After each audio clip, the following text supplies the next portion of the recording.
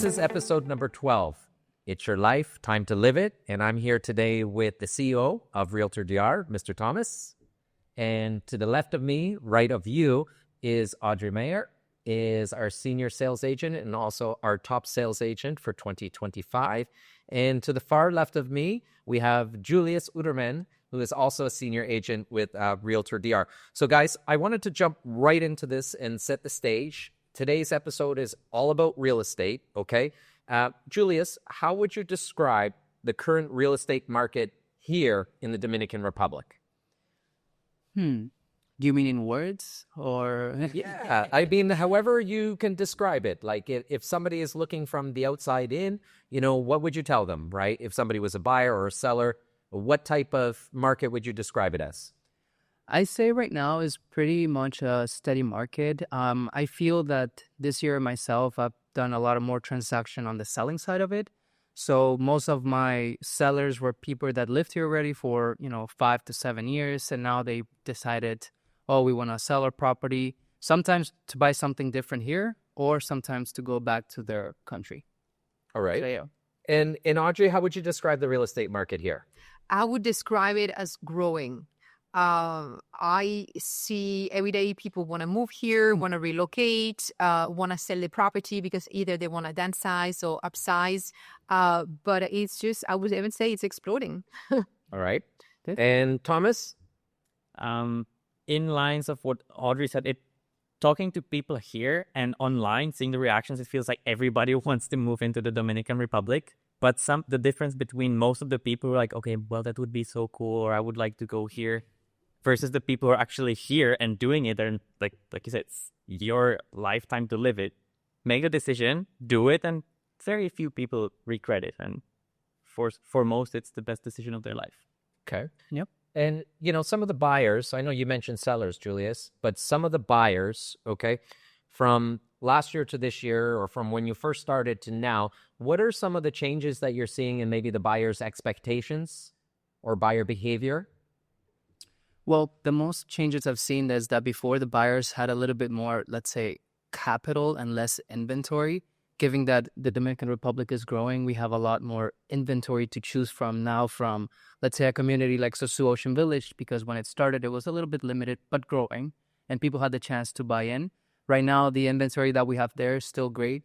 It's a really nice gated community.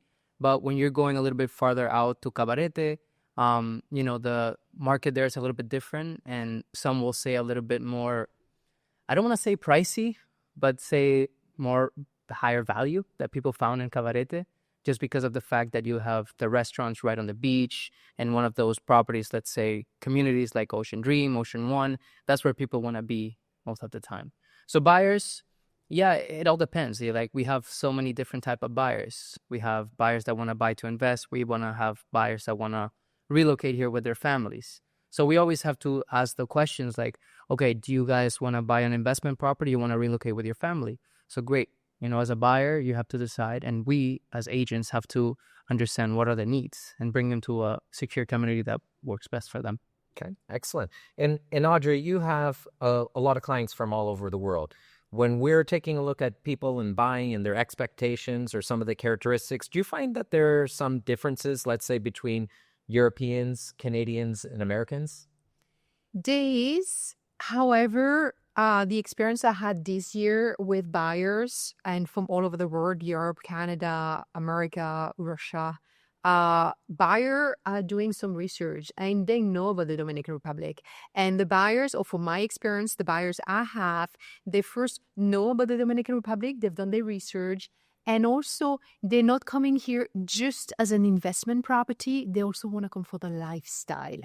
And they're dreaming about your lifestyle, about my lifestyle, about everybody's lifestyle. So there's kind of like a change a little bit. Of course, they're still looking for a good investment property, but the lifestyle is a major plus. And here, Bobby, Cabarete, Sosúa, we're having one of an amazing lifestyle. So that's the reason we're clicking with all the boxes. We absolutely, we are spoiled in this location. Yeah. Here. And Thomas, I think this is an important question, so we all get a different perspective. What are you seeing from the expectations from people who are coming in here looking to invest or relocate? Maybe even circling a little bit back to the previous question, when we look at the Dominican Republic as a market, pretty much most of it, or people think that Punta Cana equals Dominican Republic. Most people don't even know that Punta Cana is not the capital of the Dominican Republic because it had such a strong push from the government for the past decades. But now people have been there, they have been to a resort, and now they realize, oh, when they were talking about me not going out of the resort, it wasn't because it's dangerous outside. It's because they don't want me to be adventurous. They want me to be sitting by the pool and sipping on unlimited alcohol, ideally with an upgraded package. So now it's so many people that have been to a resort, and whether it was last year or many years ago, now they come here, especially to the North Coast, to a place where it's more adventurous, where it's more community-like. It's not as plastic, sort of, or manufactured as Punta Cana is. This feels real living here. So I wrote it down before Audrey said it at the end. Now I feel there is far less people that are like, okay, no, this is like a pure investment. No, now we have so many people, given what is happening globally. One thing is North America, United States, that's crazy. Canada, that's completely crazy. Then we have Europe and Asia and whatever is happening in the rest of the world, which is incredible in a bad way. And that makes a lot of people realize, like, okay, I don't want to live there anymore. I don't want to live in fear. I want to live in a civilization where it should be amazing, but it's becoming a third world country like the United States are. So I want to live a nice life in the Dominican Republic because it's affordable and because it's by the ocean, it's on an island, and that's the buyers that are now coming in. All right. And congratulations, by the way, on becoming a homeowner here in the Dominican Republic. We're all proud of you. Congratulations. But tell us a little bit, if we rewind, and how somebody from yourself, from the Czech Republic, discovered the Dominican Republic and now is the CEO of one of the larger real estate companies here in the Dominican Republic. Tell us a little bit about your journey. Well, my journey, the first time I visited the Dominican Republic was in a resort. It was, I think, 13 years ago now, roughly, in Punta Cana, of course. Then I visited maybe 1 or 2 times again with family. And then for many years, nothing, until since I was in real estate in the Czech Republic as well. My father approached me with the idea that there are some other investors here in this area. I was like, okay, look, let's go there, see the opportunities that they have available. That was around 5.5 years ago. So we arrived. They showed us a bunch of different properties and things, how they work and so on. And my dad ended up partnering with them on a big piece of land between Santiago and Puerto Plata. It's pretty substantial. It's about 250,000 square meters. The goal was to develop a residence there, make it all nice. So that's what I was working on with him, and that's what brought me to the Dominican Republic. Because if you know something about working or living here, it's that getting things done is sometimes a challenge because island time, because sometimes it's workers that aren't that skilled and it takes time and someone to supervise them. So doing that from abroad is even more impossible. So that's what got me here. Okay, fantastic.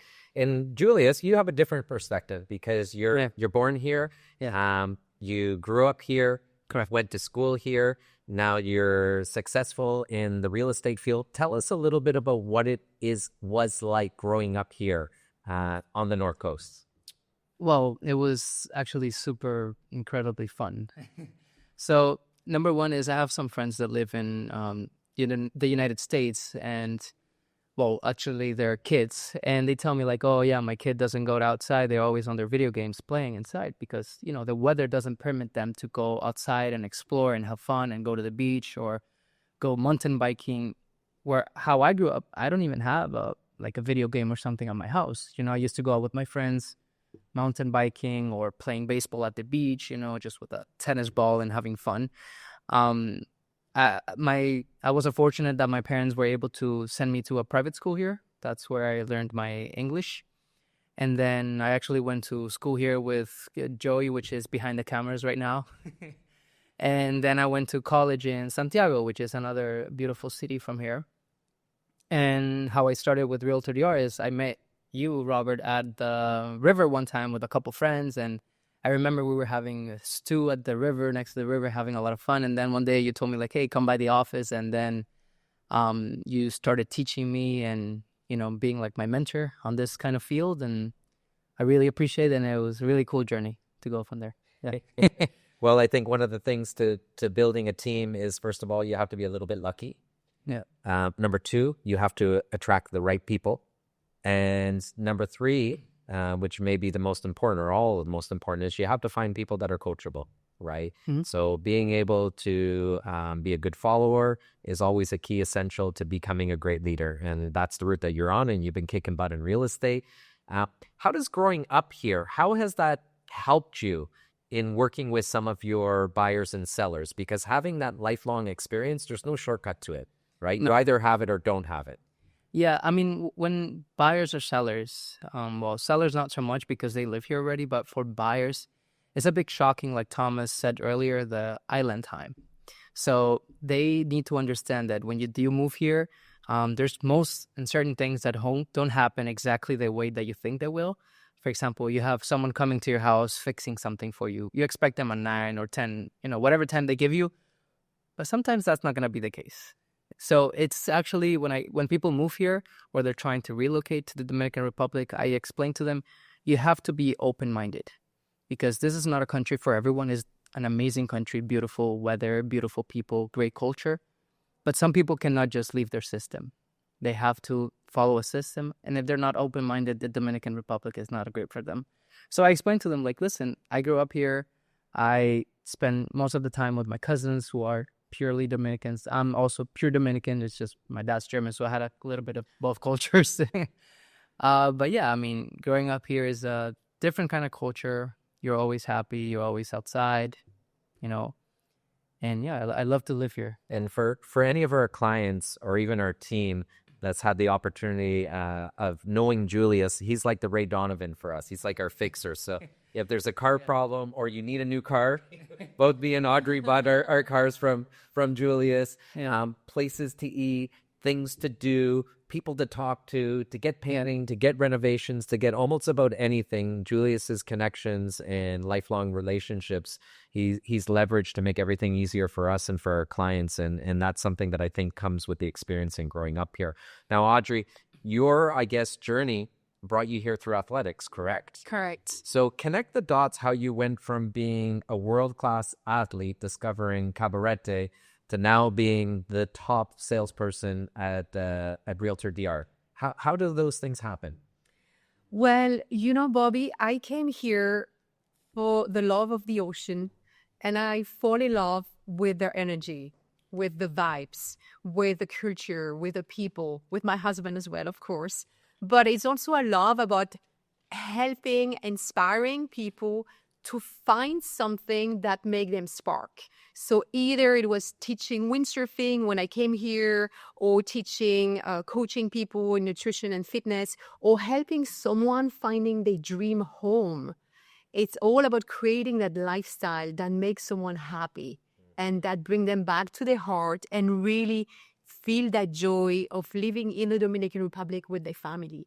So when you ask me from being a professional athlete to being a top real estate agent, I do it with passion. I listen to my clients and I try to understand. I wish I would have like a magic power, and we can talk about that later, about having them understand how they could live their dream life here, and helping them, guiding them into either water sports or living with the family and getting their dream home.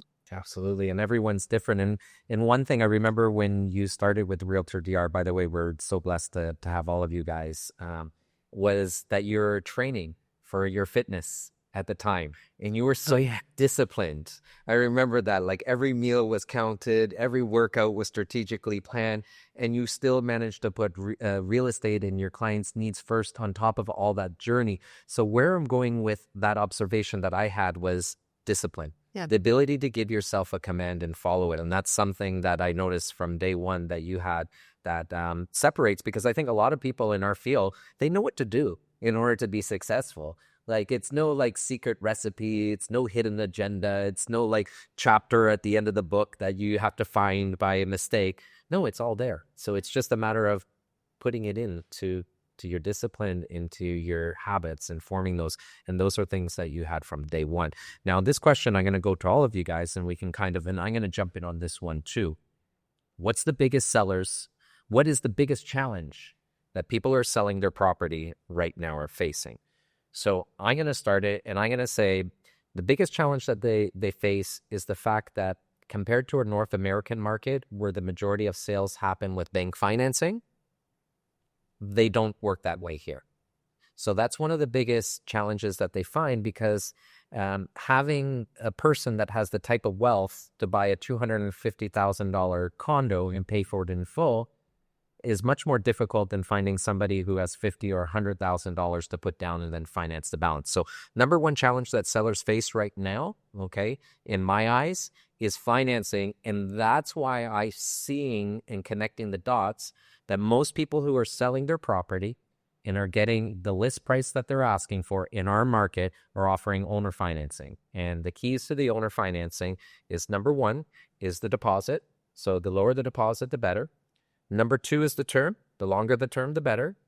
And number three is the interest rate. And most people don't know, but the interest rates are a little bit higher here. So if you're going to a bank, you're probably starting at 9% plus. So for somebody who's a foreigner who owns a property here and would entertain providing the financing, doing what a bank does over here, when you're taking a look at 8, 9, 10% amortized over 5, 10, 15 years, it's a great opportunity for them to really, not only make more than what they would have by just selling it to a cash buyer, but also have a consistent income stream coming in for X period of time. Thomas, what are you seeing as being one of the biggest challenges that sellers face on top of the financing? Yeah, the financing, and I'm gonna just add on top of the financing, because I would say probably every single day one of our agents receives a lead where it's like, oh yeah, I have a $600,000 budget. But we work through everything to find out that yes, $600,000 budget, but based on their false expectations that they could put a 10% deposit down. You cannot buy a $600,000 house with $60,000 here. So in the States, for example, you could do that. And that's also why the prices are very different. So that's one thing, the limited financing. But also when we look at the lack of an MLS or multiple listings service, where everything would actually be nicely organized, neatly, and updated. Because then the problem it creates is, okay, I own a house. I know more or less what I bought it for. I know what I'm in it for. And I have an idea of what I would like to earn for myself as a seller after it's done. But if I also am smart about it and do some sort of like a comparative market analysis myself without having access to any data whatsoever, I look at what is currently listed at all these strange little agencies or beach agents where I talk to my neighbor and he knows a person who sold for this or that they would sell for this much. So you put all these numbers that are completely irrelevant together to put a price, let's say $450,000, but you don't know that your neighbor who told you this and that actually doesn't want to admit that he sold for $360,000. And that's the real value of your home probably too. So if you overvalue the property as a seller, the problem is created that there will be limited exposure. People will not want to see it to put an offer, even though you might be willing to accept it. So overpricing properties, I think, is a big issue here because people are expecting to make brutal returns on their investment, even though they maybe didn't make such a great investment themselves. And it could have been 5 years, 10 years ago. But if you don't buy right, you cannot try to make up for it by just offering it for.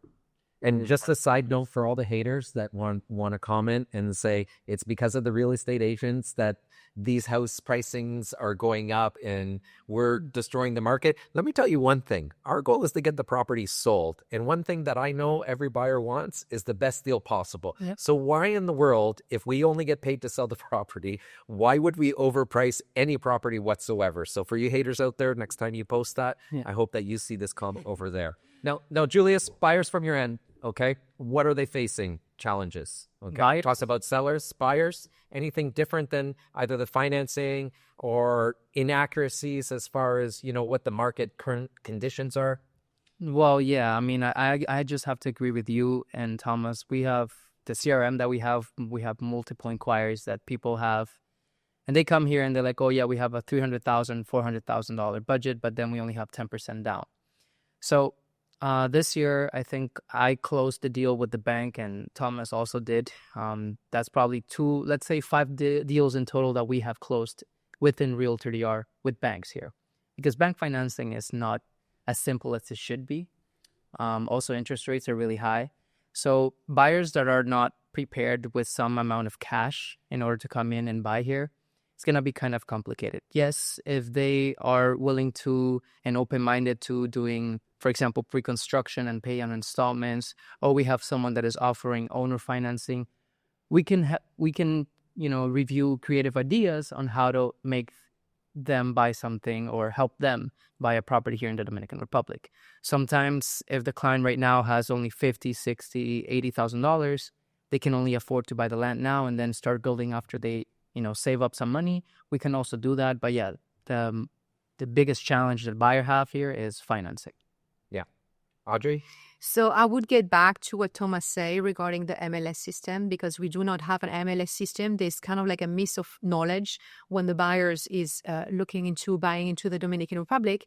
And there's also a lot of sorry for my French, so much shit out there. So find a trusted agent who know the area well, who know the language, who know if the property has been sold 10 times, because you will be finding some old or some website where they have a property for sale and it's been already sold 10 years ago or sold 3 times. So yes, buyer need to do a little bit of work, but also take some time and do some work on finding a good brokerage, finding a good agent you can trust, and have a conversation with your agent, right? How long he's been there, how long he's been working, does he speak the language, how many deals has he done? But just you need to work with someone that you can trust and that has a knowledge about the area.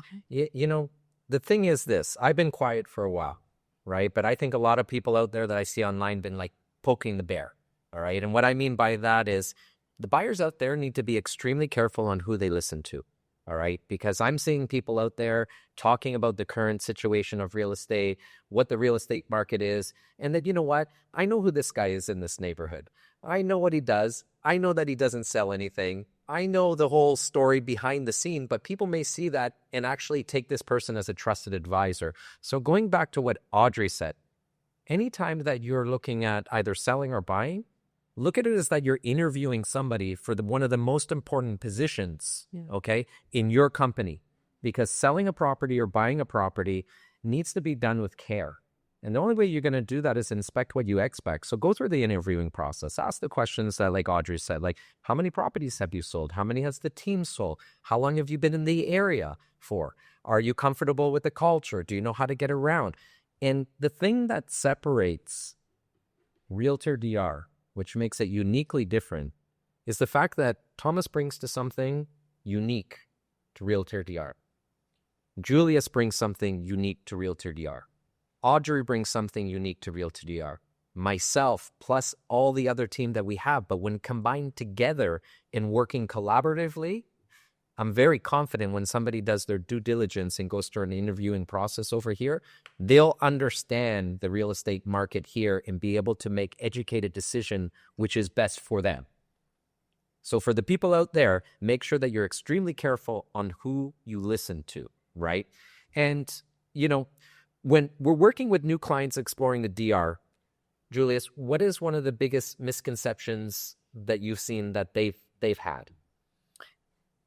This happened to me actually 2 weeks ago. I had 2 clients and they had exactly the same idea because they're from the States. And, here you're not obligated to do a home inspection, like a proper home inspection on where someone goes in and do everything like that, because it's not like back in the States or Canada on where you guys have to have everything completely, like a home inspection has been done, everything is good to go. So, we have good thing is that we have other people that we can hire, and anybody can hire their home inspector because, of course, you're investing some money, you rather pay, a buyer may pay a little bit for a home inspector. But yeah, they were just surprised. They're like, what do you mean you're doing a home inspector? That's not legal. I was like, yeah, it is here in the Dominican Republic. And the other thing is also that it goes back to the financing. Every time that a buyer comes here, and they just expect that with $10,000, $20,000, $30,000 down, they can get a $500,000 property. So that's the biggest misconception I see here. And Audrey, what's one of the misconceptions that maybe some of your clients that you've experienced that they may have? Yeah, so actually, I want to go back to what Julius did about the home inspection, because here you guys all know that labor is cheap, right? Yes. So, like things that you would maybe pay in the US or in Canada or in France, like $10,000, you might pay $300 here, right? So, that's another reason a home inspection is like, on my house, even when I built my house, on my house, I don't have an insurance, because if something breaks, I fix it. So that's actually also a good point. It's like here, we do not have to insure a home. I know in the US, you have to. Here, All you have to. by law, you have to. Here, you don't, because labor is cheap. So when something breaks down, you just can have someone in your house and come and fix it. And Thomas? I just wanted to add on the insurance. You don't have to have insurance, but since pretty much most of the properties have a mortgage, you need to have insurance because the bank Yes, used to have yes. If you want to go through bank financing, you do need insurance. Also, one of the misconceptions that Julius mentioned with the down payments, I think a huge role, or what plays a huge role in this, is that when you drive here, or especially in Punta Cana, you see all these billboards where it says, reserve now $2,000 or start at $1,000, which it is the reservation deposit, but then you need to pay more money in the next 30 days. So that's one thing that then it creates, okay, I almost don't need any money, which is great.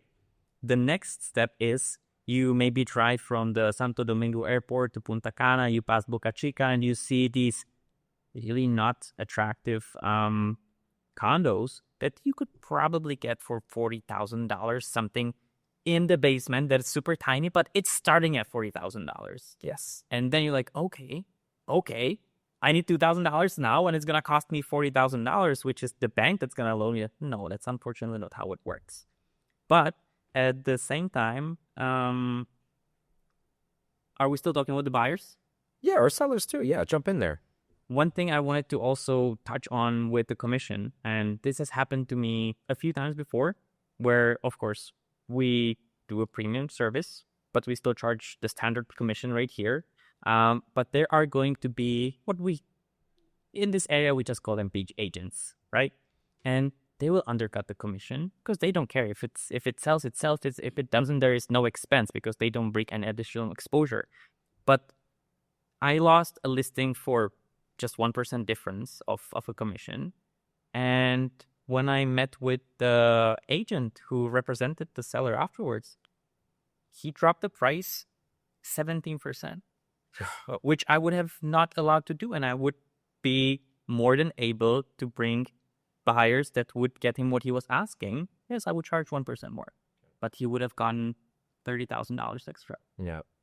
It amazes me if somebody can't justify their commission rate, how could they possibly defend the price they set for the property in a negotiation, right? If more sellers just slowed down a little bit, did a little bit of back-end research to see how much more they're getting, it would mean so much more in their bank account when the property closes, right? Anyone can sell off, a fire sale. That's not rocket science, But if you're going to attract the right person that values your property and can understand the value that's set for the price and it makes sense, that's different, right? That's what a professional does, right? And for me, one of the questions that came up recently, I know you're helping me with it, Julius, is sometimes with importing items. Yeah. So my friend who bought a really nice property from us he's a car guy. So he's doing all his research on different cars, and cars are more expensive here. That's the reality. We're on an island, right? I don't think there's any cars that manufacture here that I know of, right? And he was determined to somehow save money by buying it in Canada and shipping it over here. And I put him in the head of like dealing with like the major shipping company here, that I know that he's going to get a price that's going to be accurate from picking it up in Canada to delivering it to his doorstep here. And he was just blown out of his mind and thinking that he was getting taken advantage of. And I'm like, hey, slow down here. First of all, I know you're not getting taken advantage of, but I'm going to tell you, with professionals here, they're going to tell you a little bit more and come in at that price or a little bit under, than do what most people do, which is just tell you a price. And then when it's already shipped here, they're going to have all these extra fees that come onto it. But what he didn't realize is that there is a lot of good deals here. And there is a lot of good cars. And if you buy your car here, you have warranty, you have service, you have brand names. And he ended up getting a great vehicle for a very reasonable price that's going to be waiting here upon his arrival, which I'm so thankful, because I've had clients in the past that have went against, like I said, hey, listen, it's your decision, but I've never seen a client who's imported a car here to be happy with the process. If you're coming here, like you said, about lifestyle and improving your lifestyle, start from just getting your car here. That's probably one of the ways that you can start your vacation or your vacation home or your relocation process, by simplifying things. So I'm going to put a pause for a second. If you guys like the value that our team and our guests bring to you with this podcast, please share it. We're on Apple Music. We're on Spotify. This will be posted on YouTube, on our website. Please leave us a review. Let us know the topics you'd like us to discover, because it helps us, okay? And it helps people like you discover the opportunity and what it could look like here in the Dominican Republic. So, changes. Everything is going to change. This is the law of life. You're either growing or dying. Yep. And Sosúa and Cabarete is changing, and it has changed, and it will continue to change. You know, kind of looking from a different outlook or vantage point, what are you seeing right now, Thomas, with Sosúa and Cabarete, of some of the changes that are happening? Well, there are many, but again, if we don't just look here at our two little villages, but also globally first, there's so many problems. And what happens if there are problems? Very, very rich people are going to lose some money, but they will still have more than enough. The poor people are going to still be poor, and the middle class is going to lose their buying power. Unfortunately, it's how the world works, especially in times like these. So what we have been seeing in times like this is, okay, now we have people who are having some money to buy some of the cheaper properties. We are seeing so much more interest in the very high-end and luxury properties. But the most important thing is, right now, what is really selling is properties that are unique, that have price ranges where most of our buyers be like, you're crazy, or even people living here. Because for so long, and Punta Cana is a great example, and of course not all of it, but it's just trying to beat the price down. And the same thing works even when you look at the rental market. People are just trying to compete on price. That means there is cutting corners on quality. Same goes with construction. So if you just build smaller places on worse locations with worse amenities, who's going to be buying it? And if it's people that are building it for investors, no one's going to rent those places. And people realize that. That's number one. But number two, and that's more important, especially with Cabarete, what's happening there with the very, very high-end and luxury properties that are being built and sold, that's definitely the market where we will see more of the boutique homes. And whether it's nice villas or nice condos, because people don't want to take care of the property, have some groundskeepers, that is definitely a place where we will see a lot of the sales happen in unique homes that are... And we're seeing that, because look at pre-construction. Let's just slow down for a second. We have a lot of pre-construction happening in Kite Beach area, which is, you know, in between like downtown Cabarete and in Encuentro. What are the units that sell first? The top floor, the penthouse, the unique ones. Look at developments like Eden and Icon or Atlantico. They're selling, all right? They're not the lowest price. They're probably what I would consider on the luxury scale, all right? And they're moving and they're selling. So it shows you that there's a demand for uniqueness. And a lot of times, sometimes people have the assumption that the rentals aren't good. Rental is like having a business. And this is something that we try to educate our clients who are buying from here. If your rental property is not unique and you're not paying attention to detail as far as all the little things that matter to have a great guest experience, your rental numbers as far as occupancy and average nightly rates are going to be below standard. I have a friend who has a 4-bedroom home in Casa Linda. Each room has its own washroom because when people travel, they like to have their own space, own washroom. It has a very unique tiki bar outside that can seat all of the people that are coming there. It has a heated jacuzzi. It is on the end of a corner lot.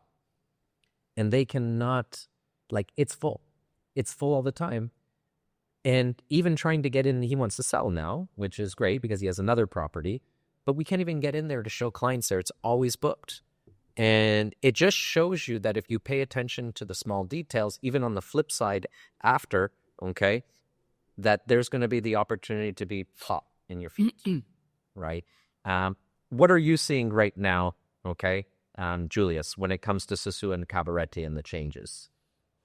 Well, I'm seeing really good changes, for example, mostly in Sosua area.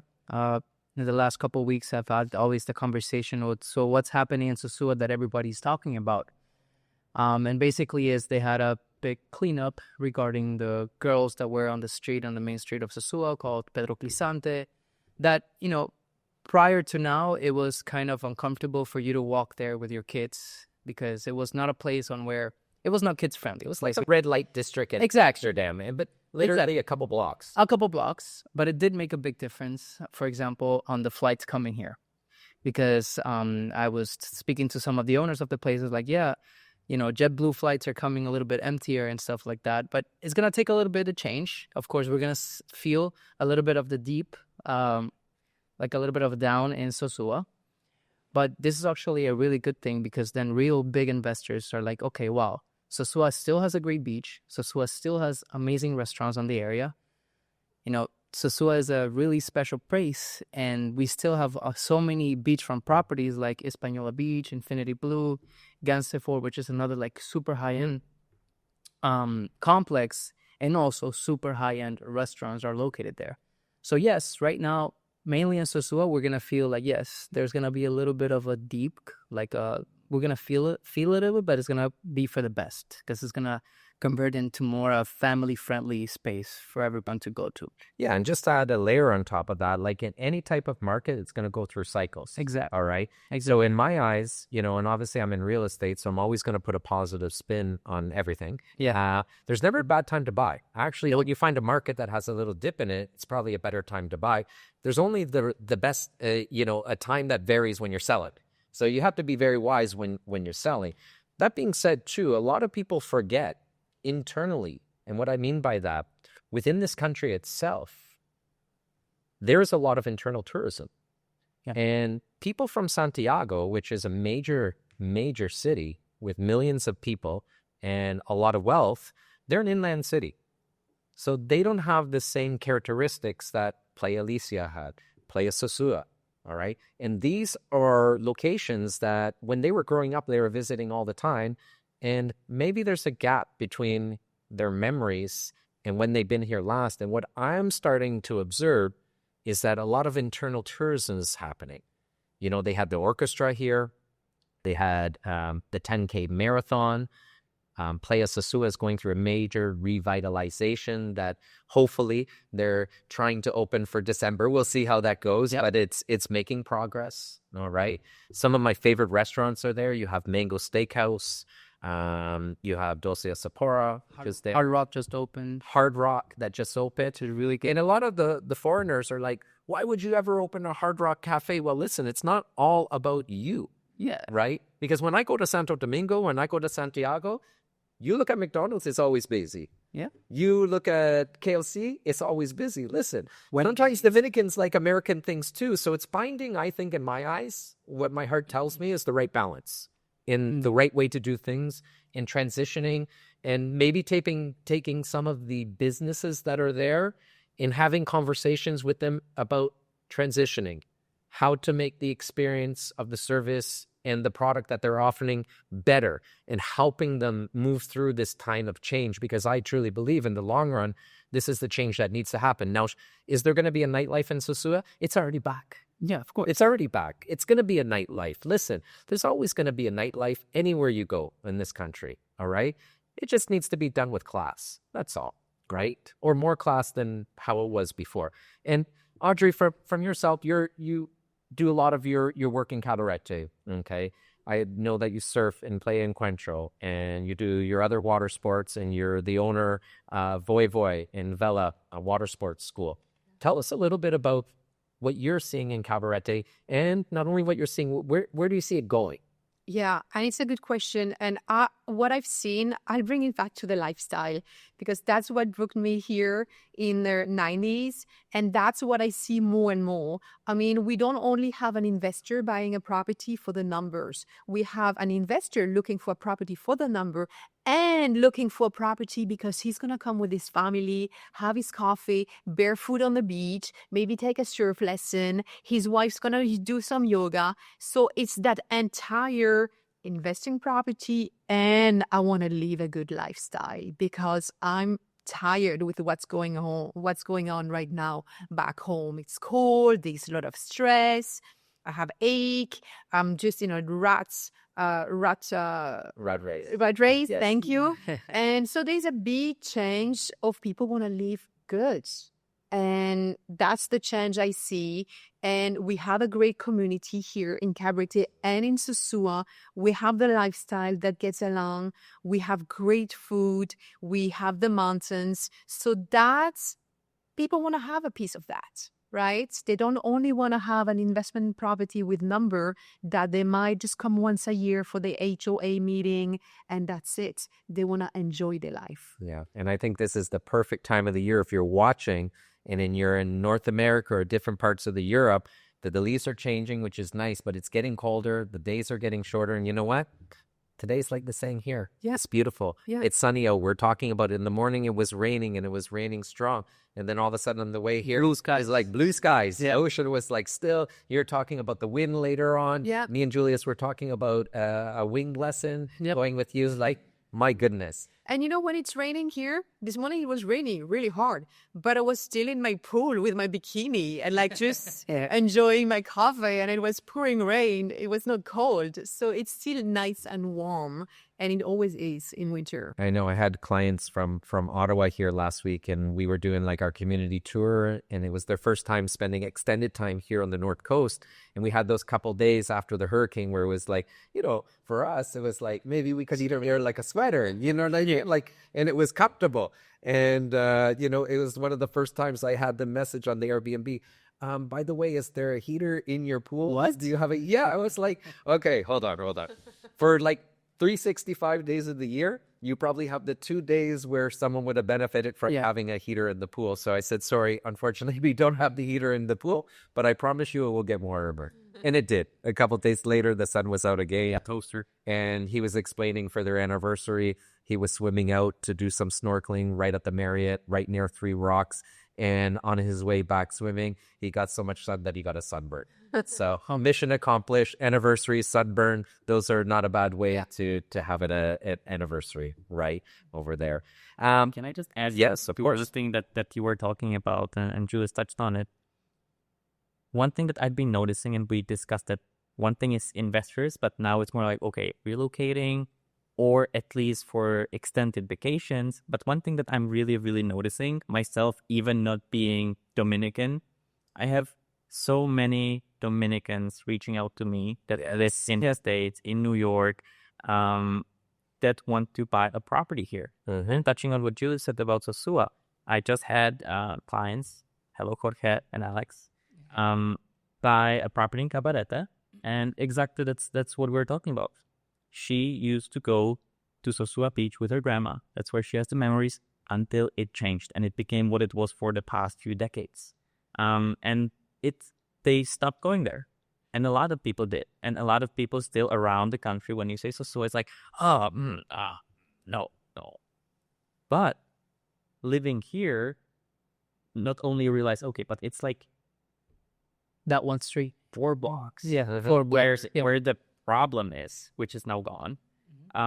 But then once you are past pretty much where our office is and going east, it's still Sosua, but it's very different. It's where the international schools are. It's where the gated communities are, the hospital, the supermarkets, the restaurants, the life. Like everything else except for those few streets is Sosua to the east. Yeah. And that's what a lot of people don't realize. And now what we're seeing, and going back to what Audrey said, the investments now are not just about the numbers. It's about reliving childhood memories. It's about knowing, okay, it's a growing market. I want to be part of it.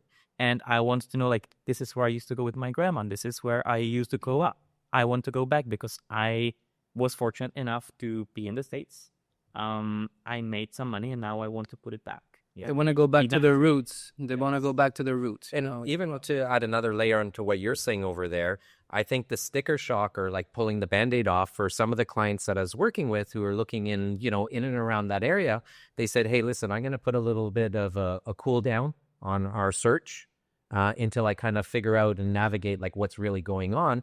And with companies like ourselves and the community behind us and all the positive things that are starting to come out, those people now with our relationship, they're starting to circle back and being like, okay, you know what? I see. Like there's always a better way to do things in hindsight. That happens with everyone. You can look back and say, okay, there's a better way to do this. There's a better way to do that. The reality is that we are where we are now. All right. And the same clients that a few months ago were really concerned, they're coming back now and being like, I get it now. Okay. And they can see the bigger picture and what's happening. And we also touched on a really important point. It is internal tourism. Dominicans coming here from Santiago and Santo Domingo. That's why the government is noticing it. That's why they're planning on the Carretera del Ámbar, which is going to be a road that is going to connect Santiago to Puerto Plata in 45 minutes. Given that that's going to bring a lot of people from Santiago, Santo Domingo, just coming here more often. Right now, it's not 1 hour and 45 minutes. It's going to reduce it by 1 hour, but it makes a difference because that's 1 more hour at the beach. That's one now hour. it's round trip. Now it's round trip, the same amount of time that takes you to go one way. Yeah, and we mentioned it before, it's balance. What this is also going to do is it's going to give the opportunity for some people who may work in Santiago for their professional living, okay, but want to live coastal. Yeah. So you're going to have that type of tourism that's going to happen. You're going to have that type of action in real estate that's also going to come here as well. For us, I like the idea. I like the idea of maybe going to a really fancy restaurant, or I like the idea of going to like a full mall, right? Like a full mall that you can get a whole bunch of things. Or if we're doing some home improvements, maybe having a wider selection of faucets. Like these are all like little things that maybe, people who live here can relate to that people coming from the big city take for granted sometimes. So I think it kind of works two ways. I think that road is going to be the legacy statement for the president. I think a lot of people are doubting the Dominican Republic, that they're going to be able to execute based on the history of things getting started and not getting finished. But mark my words on this podcast, this road will get finished. And it will get finished during this presidency term. Could I be wrong? Maybe. But my instinct and my heart tells me that I believe that it's going to be completed. And not only that, we went on a golf trip recently. Team golf trip, by the way, so much fun, right? Beginners, then a little bit more beginners, and then some really beginners went. None of us are pros. None of us are scratch golfers. We had a great time. And for me, we talk about Cabarete. There's also a 9-hole golf course coming. It's going to be executive course. It's going to have stadium lights. It's going to be a country club. I know the head greenskeeper. He's already working on there. This is also happening. This is another thing when you look at these different components, and if you build it, they will come type of mentality. There's so many positive things happening to Cabarete and Sosua. And listen, I understand.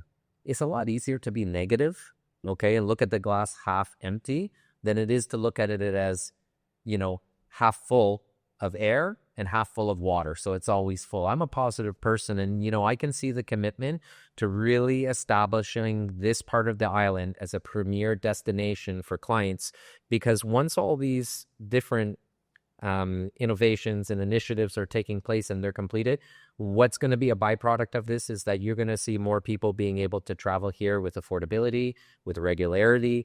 You're going to see another airport introduced into the mix, because if you can travel from 35 minutes, you're going to have the Santiago airport. And for the people that are looking today, they need to realize this. Because having vision is not about seeing like what's in front of you. It's about seeing what's down the road. And the smartest investors always can take a look at different scenarios and evaluate it based on some of these X factors. So if somebody's listening to this podcast, you're talking to somebody at RealtorDR, you need to see things for how they're going to be. And then also combine that with how do you want to live? And I think if most people are doing that, I think we have an advantage over any other part of the island, over Punta Cana for sure. You know what I mean? Like there's just so much more here to offer. The reason why people don't discover that sometimes is they just don't know they don't know. Yeah. Right. But once they come here, they're like, oh my goodness, wow, you can do all these things. Like that's simply amazing. And touching on what you said, if you're looking in Punta Cana and you're looking at a mega project, think of it this. If you're competing with 50, 75, 100 units that are exactly the same of yours, okay, how do you think the resale market is going to be when you want to resell it down the road?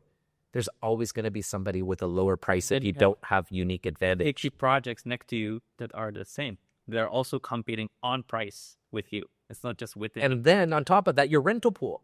Your rental pool is going to be the exact same thing. There's always going to be somebody lower, and then you're competing on price versus value. Versus resorts. Yes, versus the resorts. Where on here, you got a mountainous backdrop. You got beaches for swimming, snorkeling, water sports, you name it. You got golf course coming. You have luxury, but you have uniqueness, and you have something that's different. You have something that's for everyone. So once someone starts exploring and really digging into the value that the North Coast puts in front of them on the table, be smart.